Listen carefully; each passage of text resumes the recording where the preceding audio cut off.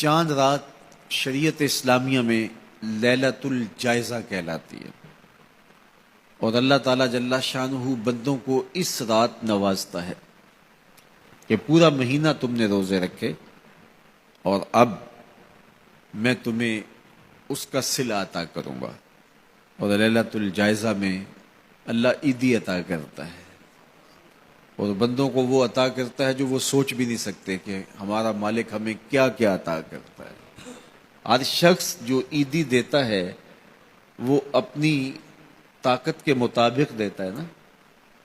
آپ کو بھی بچپن میں عیدی ملتی رہی ہوگی، اب بھی ملتی ہوگی، تو کوئی 10 روپے، کوئی 20 روپے، کوئی 50 روپے، لیکن کوئی ایسا بھی ہوتا ہے کہ جس کے پاس فراوانیاں ہوتی ہیں تو پھر اس کی عیدی تو اس کی عیدی ہوتی ہے۔ تو ہر شخص اپنی کیپیسٹی کے مطابق ہی عیدی دیتا ہے نا۔ تو یار جب ایک عام آدمی 10-20 روپے دے دیتا ہے، لیکن جس کو اللہ نے بڑا نوازا ہو تو وہ پھر 500 روپے کا نوٹ آپ کو دیتا ہے کہ جناب یہ عیدی ہے آپ کی، تو پھر اللہ کتنی عیدی دیتا ہوگا، وہ کتنی کرم نوازیاں فرماتا ہوگا۔ تو یار جب عیدی لینے کا وقت ہو اس دن ہم بازار میں ہوں، جب عیدی لینے کا وقت، کچھ لوگ اپنے سارے کام اور ساری خریداری چاند رات کے اوپر چھوڑتے ہیں کہ اس رات کو ہم بازار جائیں گے۔ کچھ لوگوں کو شوق ہوتا ہے اس رات بازار جانے کا، حالانکہ بازار شر الاماکن، بری جگہ، سب سے بہتر جگہیں اللہ کے گھر مسجدیں ہیں، اور سب سے بدترین جگہیں بازار ہیں۔ تو مجبوری کے ساتھ بازار میں جایا جاتا ہے، آپ کی مجبوری ہے کچھ خریدنا، اور اگر آپ کاروبار کرتے ہیں تو آپ کی مجبوری ہے کچھ بیچنا، تاکہ آپ اس خرید و فروخت سے اپنے بچوں کا رزق کما سکیں یا اپنی ضروریات کو وہاں سے جا کے خرید کے لا سکیں۔ تو وہ مجبوری ہے، تو مجبوری کے لیے آپ وہاں جا سکتے ہیں، اور ہمیں حکم دیا گیا دیر سے جاؤ جلدی واپس آ جاؤ۔ مسجد میں حکم دیا گیا ہے جلدی جاؤ دیر سے واپس آؤ۔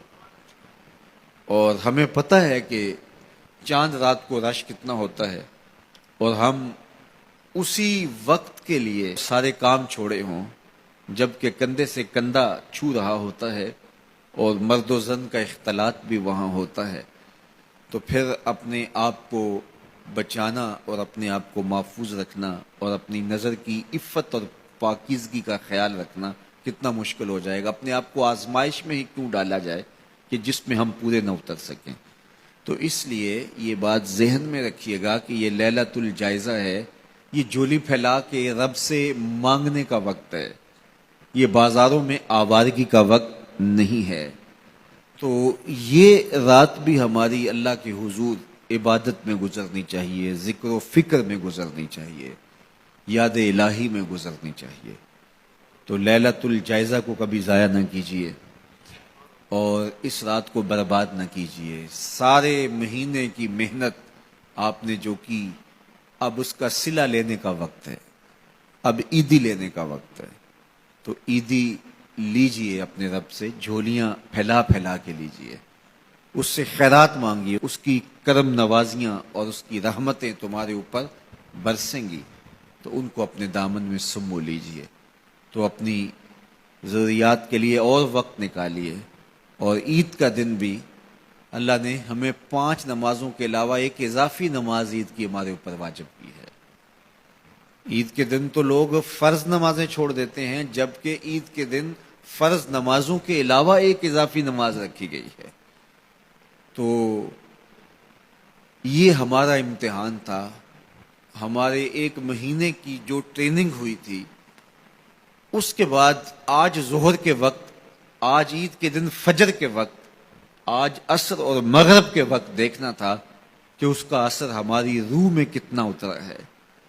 اور میں کہتا ہوں کہ جب مسلمان سارا مہینہ روزے رکھیں، تراویح بھی پڑھیں اور نمازیں بھی ادا کریں، اور عید کے دن فجر کے وقت مسجد میں نمازی نہ ملے، ظہر کے وقت آدھی صف ہو، تو شیطان تو بڑا خوش ہوتا ہوگا، وہ تو بڑا راضی ہوتا ہوگا کہ یہ پڑھتے تھے نمازیں اور تراویح اور کیا کیا کرتے تھے، پتہ چلا نا کہ ان کے اندر کچھ بھی نہیں اترا، اور یہ جہاں کھڑے تھے اس سے بھی نیچے لڑک کے آ گئے۔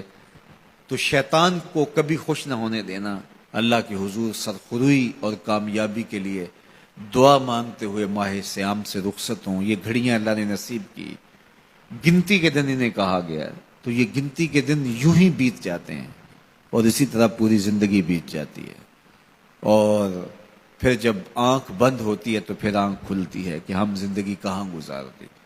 تو آئیے ان لمحوں کو غنیمت جانیے۔